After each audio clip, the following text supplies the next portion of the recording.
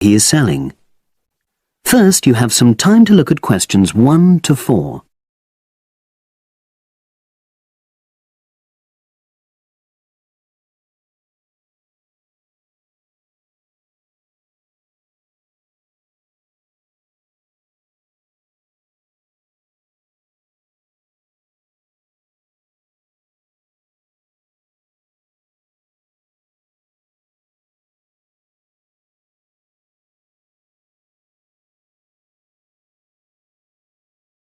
Now we shall begin. You should answer the questions as you listen, because you will not hear the recording a second time. Listen carefully and answer questions 1 to 4.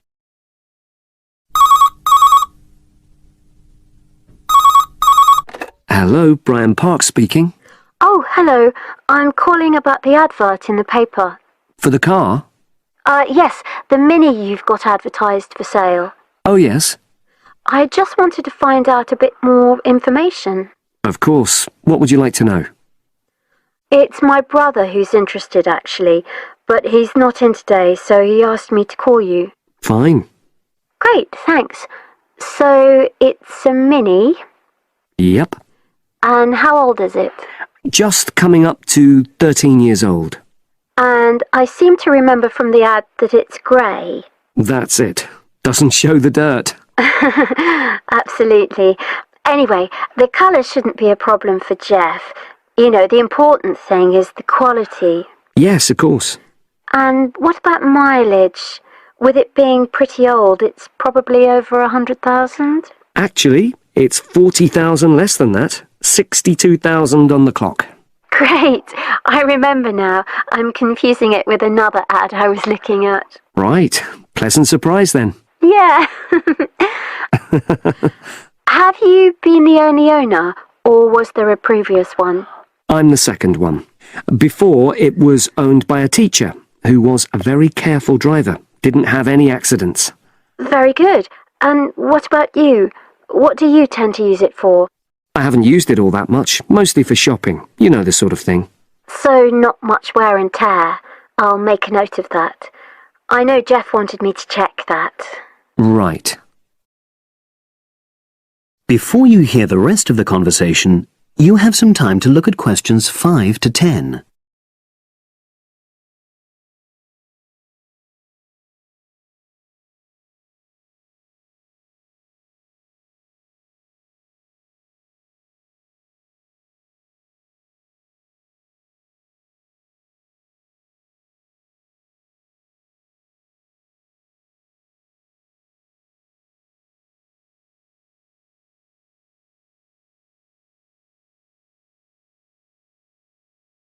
Now listen and answer questions 5 to 10.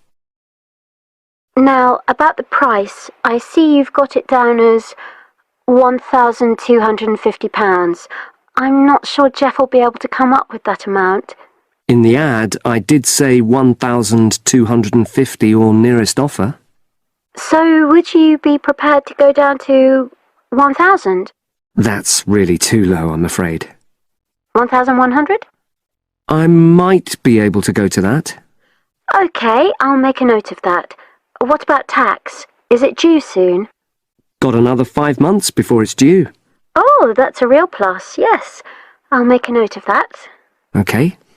Now, you say it's in good condition. For its age, I'd say yes, definitely. It's just been serviced and there were no major problems. Major. I'd be able to show you the service report. The only thing is, you'd have to get a new tyre in the near future. Though it's still okay, you know. It's certainly absolutely safe at the moment. OK, fair enough. Yes, I understand. And the garage also mentioned that one headlight could probably do with replacing. They think there's a fault there, you know, intermittent... Well, we'd obviously look at all the documents, but that sounds very straightforward. Of course. I've got all the service documents up to date, and you can look at those. Well, it all sounds pretty good, and I know my brother will be interested, so would it be possible for him to see the car? He's back from his trip tomorrow, and away tonight, so how about tomorrow? Tomorrow? Wednesday? I'm afraid that's not possible. I'm out pretty much all day. Well, Thursday then? That'd be fine, yeah. In the morning? Yes, that'd suit me perfectly. Great. Now, you'll need my address. Oh, yes, of course. What is it? It's number 238, 238? London Road. Oh, that's easy enough. Yes, very straightforward. So I'll pass on these notes to Jeff, and he'll see you in a couple... That is the end of section 1. You now have half a minute to check your answers.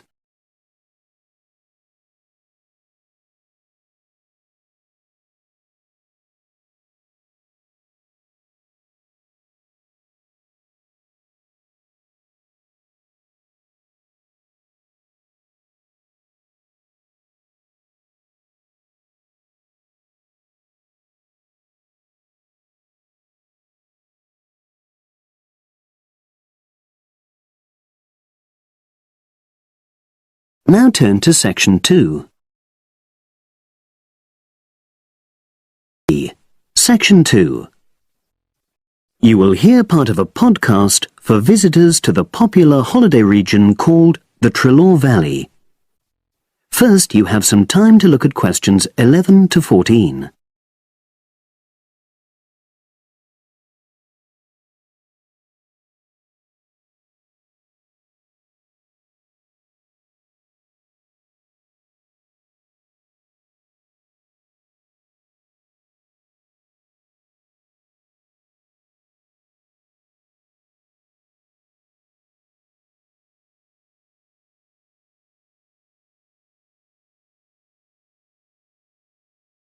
Now listen and answer questions 11 to 14. The valley and estuary of the River Trelaw forms an unspoilt, beautiful landscape, rich in both wildlife and sites of historic interest. There are many ways to explore the area, and public transport links are good. It is possible to leave your car behind and travel by boat, train, or bus, with just short walks in between stops. The Trelaw Valley Passenger Ferry runs between villages along the river estuary and provides a link with a train station at Barry, which is about 10 minutes' walk from the riverside village of Calton. In the past, the river was the main form of transport in the area, and as in the past, today's ferry service operates according to nature. The river estuary is tidal, and so the ferry timetable differs from day to day, according to the times and height of the tide. The ferry is also seasonal, normally running between April and September, depending on the weather. A timetable for the whole year can be downloaded from the internet by visiting www.trelawferry.co.uk. If you just want to sit and relax and enjoy the lovely scenery, you can take a river cruise to Calton and back from the nearby city of Plymouth. In the past, steamships brought early tourists along the same route. Queen Victoria and her family enjoyed such a trip in 1856. The journey is quicker these days. The round trip takes between 4 and 5 hours, depending on tides and weather. If you prefer, you can travel upriver by boat and return to Plymouth by train. All cruise boats and trains have wheelchair access. For more information and for departure times, ring Plymouth Boat Cruises on 017-528-23104. Trains run several times a day throughout the year between Calton and Plymouth, with various stops in between. They are used by both local commuters and tourists who want to enjoy the beautiful scenery. The highlight of the journey is crossing the river on the stunning viaduct, which was built at the beginning of the 20th century and towers 120 feet over the water. It is unnecessary to book, and tickets can be bought on the train. For information about fares and timetables, contact National Rail Enquiries by phone or online. The bus service in the Trelor Valley now connects all train stations and villages in the area. Especially for holidaymakers, there's a Rover ticket which can be used at weekends and on national holidays and allows unlimited journeys on those days. The Rover ticket provides great value for money and is now even cheaper than it was last year. An adult ticket costs £5.50 a day. Senior citizens can travel for £4.50 and a family ticket for up to 5 people costs just £12. Tickets can be bought on the bus. Now you have some time to look at questions 15 to 20.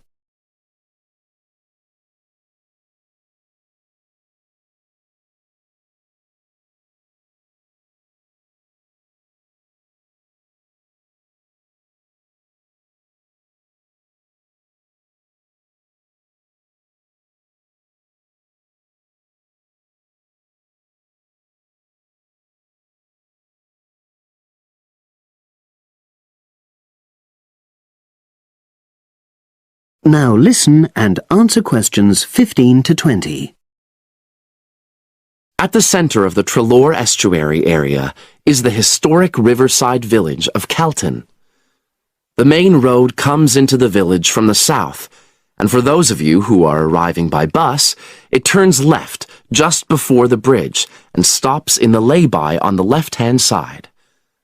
From there, it's just a short walk to Calton's various attractions.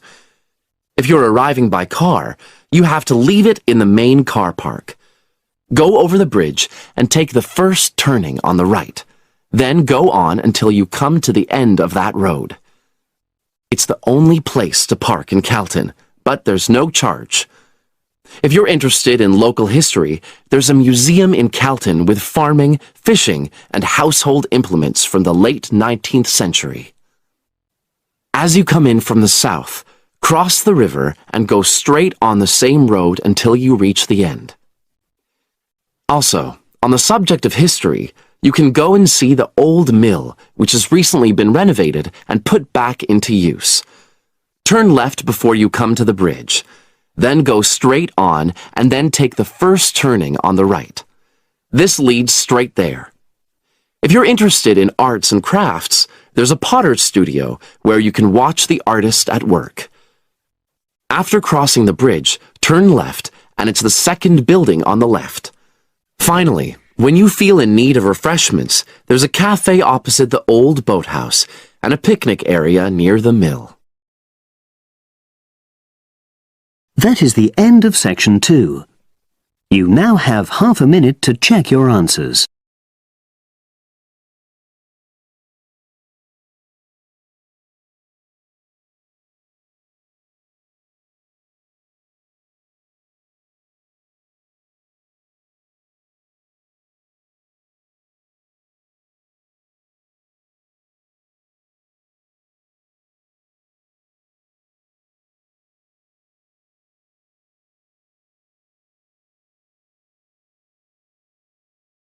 Now turn to section 3.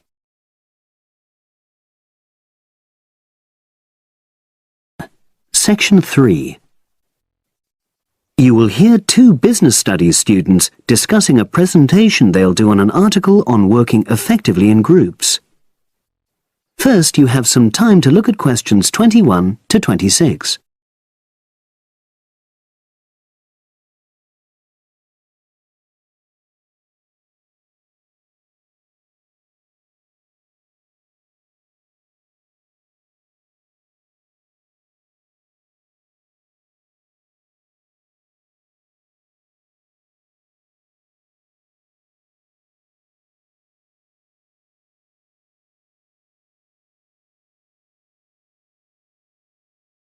Now listen and answer questions 21 to 26.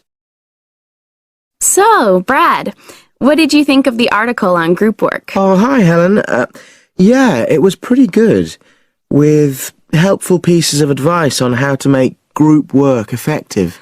I think we were lucky to be given such a straightforward text to present at the management skills seminar. Yeah. Actually, shall we discuss it now? Have you got time? Sure, it's only a 10-minute presentation, So we just need to explain and then give our views on the main points raised in the article.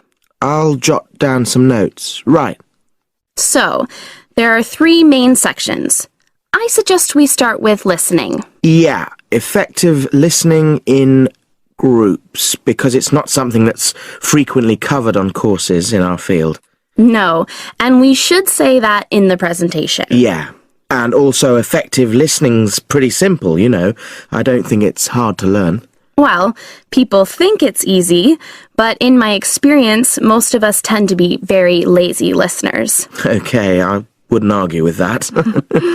Something I do think we should emphasize is the power of the listener's posture, gestures, etc., in making speakers feel respected. Not that you're just waiting for them to finish before jumping in with your own ideas. Uh-huh. Okay, right.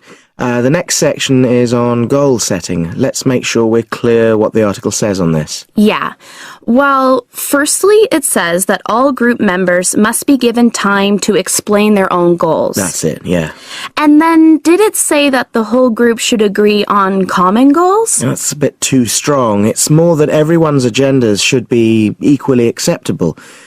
But it does say that goals have to be realistic, you know. Achievable within a particular time? You've got it. That's really what the article's saying.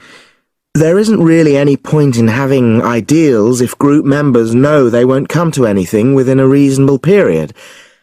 So, I think a summary covering those points will be enough for that part of the presentation, don't you? Yeah. Now, the last section is about conflict resolution. Actually, I thought it was the worst part of the article. Me too. I don't think it went into sufficient detail on the issue. Actually, I thought it devoted too much space to it, but that it was all rather boring, you know? It didn't mention some of the more radical theories. Absolutely. I found that really irritating. Right, and also I think it could have said more about conflict sometimes being healthy in groups. Absolutely. It just mentioned rather glibly about how we should avoid thinking of winners and losers, and that quick resolution of conflict is always desirable. Without explaining what these terms mean? Well, it gives quite detailed definitions, but doesn't develop a proper argument. Right. So, for the presentation, I think we just give some definitions and then explain what we felt were the weaknesses in the article's treatment of conflict resolution. Yeah, good. Now you have some time to look at questions 27 to 30.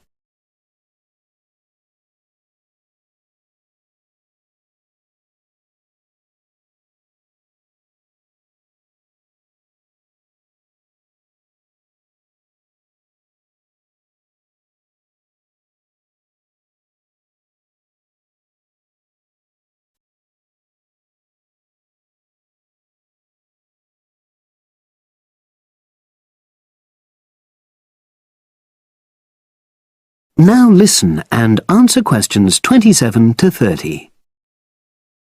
So, let's think about what we have to prepare for the actual presentation.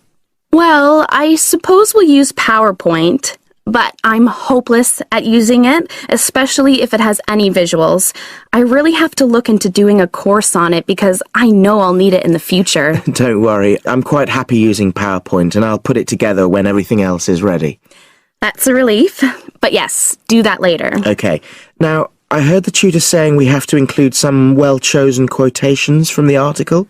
I'm not sure if we do. I'll email him to find out. No need, I can just have a look at the specs he gave us when he set the task. That'll be quicker. But the tutor definitely said we have to prepare a handout to go with the talk. I'm not really sure how we do that. Sarah did one last year. Who's she? She's doing the same option as me on marketing. I'll ask her advice on what to include. Great. So that just leaves the bibliography at the end. I suppose it'll mainly be articles. Yeah. So we'll just look on the web, and we can leave that till later. But we've been advised against that. Well, we could have a look through some journals in the library. I think we should start by looking through module handbooks. I think that'll give us some good leads. Yeah, you're probably right. So, that's all the topics. That is the end of section 3. You now have half a minute to check your answers.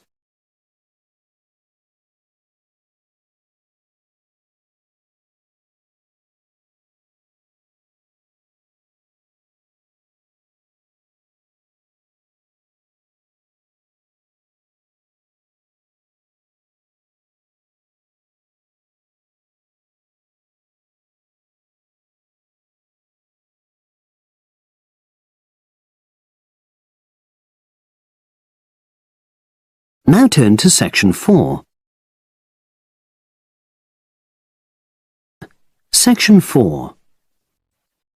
You will hear a lecturer talking to a group of engineering students about the design of a greenhouse. Before you listen, you have some time to look at questions 31 to 40.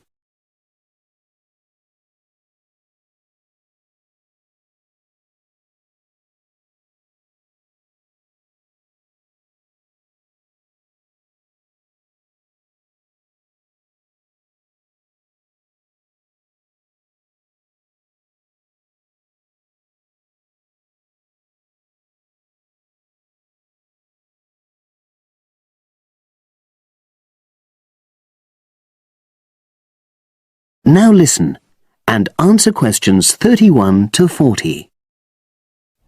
Good afternoon. This is the first of a series of lectures I'll be giving about engineering for sustainable development. I'll be presenting examples of engineering projects from a variety of contexts, and today I'm going to talk about a project to design a new kind of greenhouse for use in the Himalayan mountain regions. First of all, I'll tell you about the problem which was the context for this project. In the Himalayan mountains, fresh vegetables and other crops can only be grown outside for about 90 days during the summer, because the altitude of the region is around 3,500 meters, and because the rainfall is so low. In winter, temperatures fall below minus 25 degrees centigrade, so fresh vegetables have to be imported. They arrive by truck in summer or by air in winter, which makes them expensive.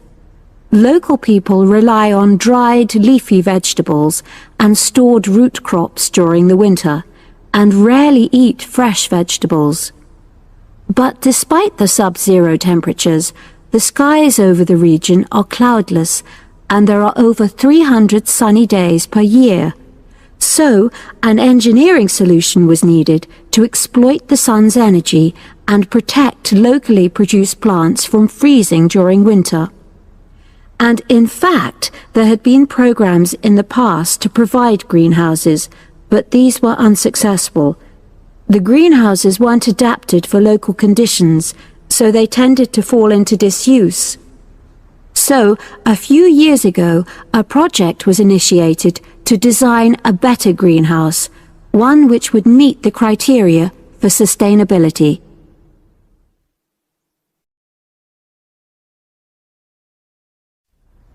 So, what are the criteria for sustainability?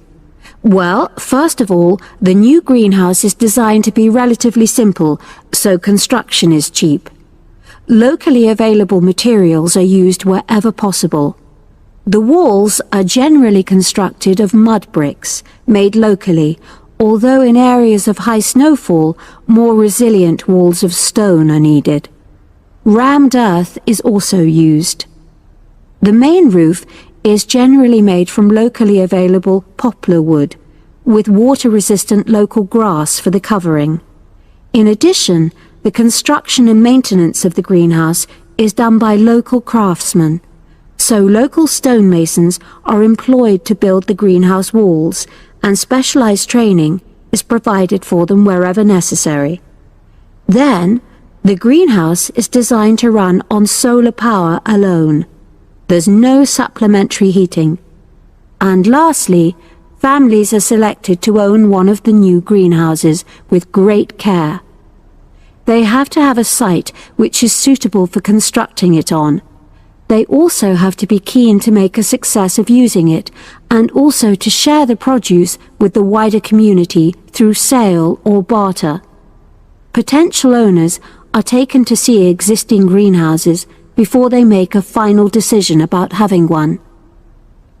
So, those are the features which make the project sustainable. And now, I'll briefly describe the design of the greenhouse.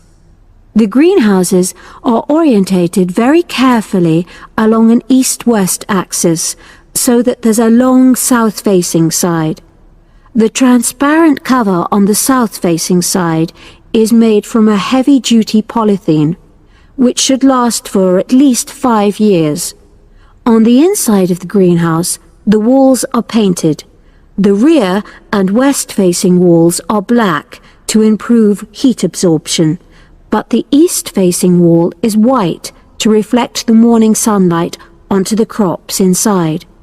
Finally, there's a door in the wall at one end, and vents are incorporated into the roof, the door, and the wall at the other end to enable control of humidity and prevent overheating. I'll turn now to the benefits which have resulted from the introduction of these new greenhouses.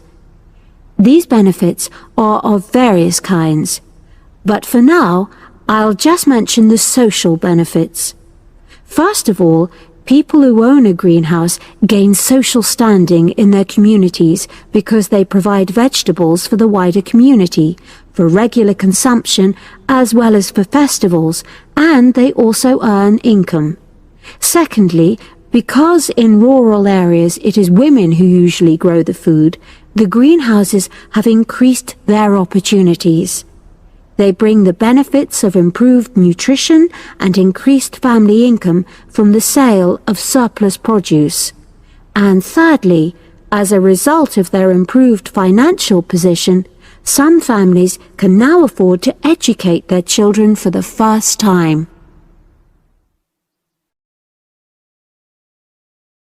That is the end of section 4. You now have half a minute to check your answers.